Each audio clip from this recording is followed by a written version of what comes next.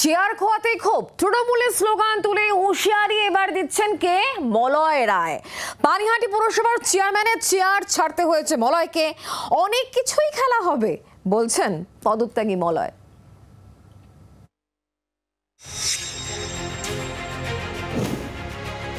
Chair খোয়াতেই ফুঁসে উঠলেন পানিহাটি পুরসভার পদত্যাগী chairman. গলায় খেলা হবে চ্যালেঞ্জ। খেলা হচ্ছে, বোর্ড মিটিং ডাকা হবে, নো কনফিডেন্সের ব্যাপার আসবে, অনেক কিছু খেলা হবে। দুর্নীতির অভিযোগ ছিল। পানিহাটি পুরসভার অন্তর্গত অমরাবতী মাঠ বিক্রির অভিযোগে নিজের দলের রোষে পড়েন মলয়। সেই অভিযোগে দল থেকে পদ ছাড়তে বলা হচ্ছিল পানিহাটি পুরসভার চেয়ারম্যানকে, কিন্তু চেয়ার আঁকড়ে ছিলেন মলয় রায়। কিন্তু চাপ বাড়ে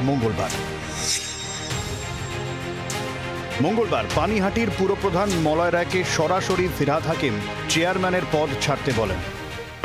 চেয়ার নিয়ে জন্মায়নি, চেয়ার নিয়ে মরেও যাব না, কিন্তু পার্টির আদর্শ, পার্টির লয়ালিটি নিয়ে আছি এবং লয়ালিটি নিয়েই থাকব। ফিরহাদের বার্তার পরেই পদ ছাড়তে হয় মলয় রায়কে। তবে ভাঙলেও যে তিনি মচকাতে রাজি নন তা স্পষ্ট করে দিয়েছেন। এই চাকরি পড়েছে, এখন পড়ছে, যেহেতু এখন এই আমি পদত্যাগপত্র পেশ করেছি, এখন অনেকেই ড্রেস পড়া শুরু করেছে, কারণ আমি তো অলরেডি মাঠে নেমে গেছি। অপোজিট যারা ভিত্তিহীন অভিযোগ করুক বা অভিযোগ সত্য প্রমাণ করবার জন্য দাঁড়িয়ে থাকুক, তারা তো মাঠে আসছে।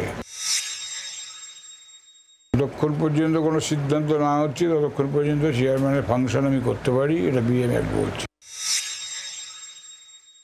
উনি নাকি মেলে লিখেছেন কি আমি রিজাইনটা দিচ্ছি, আমি পদত্যাগ করছি মমতা ব্যানার্জি মাননীয় মুখ্যমন্ত্রী ইনস্ট্রাকশনে।